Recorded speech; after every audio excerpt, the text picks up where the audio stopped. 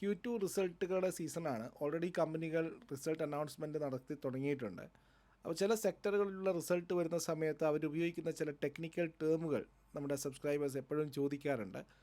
അപ്പോൾ ഇന്നലെ ഡിമാർട്ട്, ഇന്ത്യയിലെ പ്രധാനപ്പെട്ട റീറ്റെയിൽ ശൃംഖലയായിട്ടുള്ള ഡിമാർട്ടിൻ്റെ റിസൾട്ട് വരികയുണ്ടായി.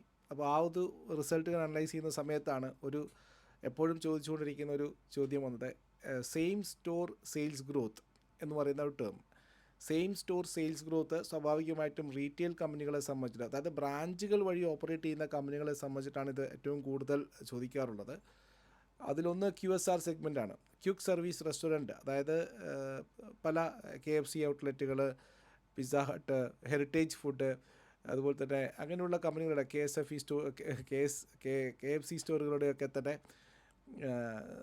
കമ്പനികളുടെ QSR റെസ്റ്റോറൻറ്റുകളുടെ റിസൾട്ട് വരുന്ന സമയത്ത് ഇത് സ്വാഭാവികമായിട്ടും ചോദിക്കാറുണ്ട്. ഇതെന്താണെന്ന് വെച്ച് കഴിഞ്ഞാൽ, കമ്പനി കഴിഞ്ഞ സാമ്പത്തിക വർഷം തുടങ്ങിയ ഈ സാമ്പത്തിക വർഷം തുടങ്ങിയ സ്റ്റോറുകളല്ല, അതായത് കഴിഞ്ഞ സാമ്പത്തിക വർഷം മുതൽ അല്ലെങ്കിൽ അതിന് മുന്നോടിയോ 2 വർഷമോ ആയിട്ട് തുടങ്ങിയിട്ട് 2 വർഷമായിട്ട് എസ്റ്റാബ്ലിഷ് ചെയ്തിരിക്കുന്നതായിട്ടുള്ള സ്റ്റോറുകളിൽ നിന്നുള്ള സെയിൽസ് ഗ്രോത്ത് എത്രയുണ്ടെന്നുള്ളതാണ്. ഇപ്പം ഈ വർഷത്തെ സംബന്ധിച്ചിട്ട് ഈ Q2 റിസൾട്ടാണ് ഇപ്പോൾ വരുന്നത്. 2025 ജൂലൈ മുതൽ സെപ്റ്റംബർ വരെയുള്ള കാലഘട്ടങ്ങളിലുള്ള സെയിൽസാണ് ഇപ്പോൾ റിസൾട്ടാണ് വരുന്നത്. ഈ സാമ്പത്തിക വർഷം അവസാനം അല്ലെങ്കിൽ ഈ ക്വാർട്ടറിലോ അല്ലെങ്കിൽ ഈ സാമ്പത്തിക വർഷമോ ആരംഭിച്ച സ്റ്റോറുകളുടെ ഗ്രോത്ത് അല്ല ഉപയോഗിക്കുന്നത്. കഴിഞ്ഞ വർഷം മുതൽ അല്ലെങ്കിൽ അതിന് തൊട്ട് മുന്നത്തെ വർഷങ്ങളോ അല്ലെങ്കിൽ അതിന് മുന്നോടിയായിട്ടുള്ള വർഷങ്ങളിലോ ഉള്ള സ്റ്റോറുകളുടെ ഗ്രോത്ത് എത്രയുണ്ട്, അതാണ് സെയിം സ്റ്റോർ സെയിൽസ് ഗ്രോത്ത്. അപ്പോൾ അത് കൂടുതലും റിലയബിൾ ആയിട്ടുള്ള ഫിഗർ ആയിരിക്കും. ഇപ്പോൾ പുതിയൊരു സ്റ്റോർ തുടങ്ങി അവിടെ വലിയ സെയിൽസ് ഉണ്ടാക്കിയത് കൊണ്ട് നമുക്കത് കണക്കാക്കണമെന്നില്ല. പഴയ സ്റ്റോറുകളിൽ നിന്നുള്ള വരുമാനം എത്രമാത്രം കൂടിയിട്ടുണ്ട് എന്നുള്ളതാണ് ഈ ഒരു സെയിം സ്റ്റോർ സെയിൽസ് ഗ്രോത്ത് കാണിക്കുന്നത്.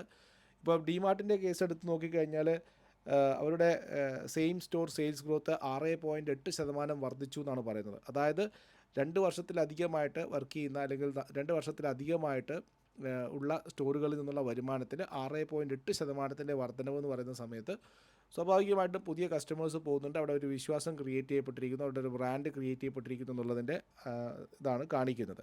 എന്തുകൊണ്ടെന്ന് വെച്ച് കഴിഞ്ഞാൽ, ഒരു കമ്പനിയെ സംബന്ധിച്ചിട്ട് യഥാർത്ഥ വളർച്ച കാണിക്കുന്നത് ഒരിക്കലും പുതിയ സ്റ്റോറുകളുടെ വളർച്ച കൊണ്ടല്ല, സെയിം സ്റ്റോർ സെയിൽസ് ഗ്രോത്ത് ആണ് ഇവരെ സംബന്ധിച്ചിട്ട് ഏറ്റവും വലിയ. ദേവയാനി ഇൻ്റർനാഷണൽ, ഇപ്പോൾ KFCയുടെ ഒക്കെ തന്നെ റിസൾട്ടുകൾ, ക്വിക്ക് സർവീസ് റെസ്റ്റോറൻറ്റ് റിസൾട്ട് വരുന്ന സമയത്ത് ഈ സെയിം സ്റ്റോർ സെയിൽസ് ഗ്രോത്ത് വലിയൊരു കാര്യമാണ്. അപ്പോൾ അവിടെ എത്രമാത്രം വളർച്ചയുണ്ട്, പുതിയ സ്റ്റോറുകളിലുള്ള വളർച്ചയല്ല, പഴയ സ്റ്റോറുകളിലുള്ള സെയിൽസ് ഗ്രോത്ത് എത്രയുണ്ടെന്നുള്ളതാണ് കാണിക്കുന്നത്. അതുപോലെ തന്നെ കമ്പനിയുടെ മാർക്കറ്റിംഗ്, അവരുടെ പ്രൈസിങ്, അവരുടെ കസ്റ്റമർ റിലേഷൻഷിപ്പ്, ഇതൊക്കെ അനുസരിച്ചിട്ടായിരിക്കും സെയിം സ്റ്റോർ സെയിൽസ് ഗ്രോത്തിലുണ്ടാകുന്ന വ്യത്യാസമെന്നാണ് പൊതുവെയുള്ള ഇൻഡസ്ട്രിയൽ വിലയിരുത്തൽ എന്ന് പറയുന്നത്.